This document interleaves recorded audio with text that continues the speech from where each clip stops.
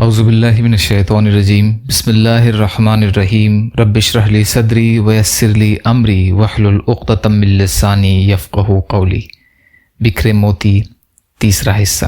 اسماء حسنہ کے معنی اور خواص یعنی خاصیتیں۔ الجبار کے معنی اور اس کے خواص۔ الجبار جل جلالہ، بگڑے ہوئے کاموں اور حالات کو درست کرنے والا۔ خواص 4 ہیں۔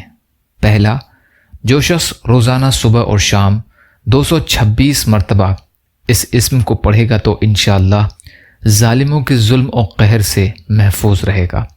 دوسرا، اگر کوئی بادشاہ اس کو پڑھا کرے تو دوسرا بادشاہ اس پر غالب نہ ہوگا۔ تیسرا، جو کوئی اس اسم کو ہمیشہ پڑھتا رہے تو مخلوق کی غیبت اور بدگوئی سے محفوظ رہتا ہے اور اللہ تعالیٰ اس کی ہر ظالم اور جابر سے حفاظت فرماتا ہے۔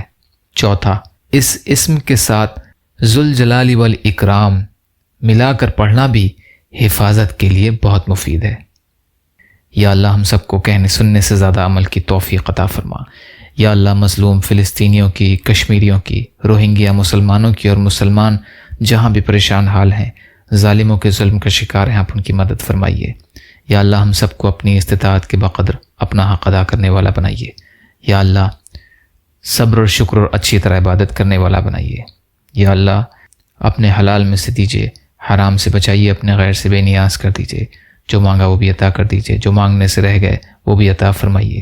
اللہم لا تسلط علینا من لا یرحمنا ولا یخافک فینا، اللہم اجرنی فی مصیبتی واخلف لی خیرا منہا، ربنا تقبل منا انک انت السمیع العلیم برحمتک یا ارحم الراحمین، لا الہ الا اللہ محمد رسول اللہ۔ السلام علیکم۔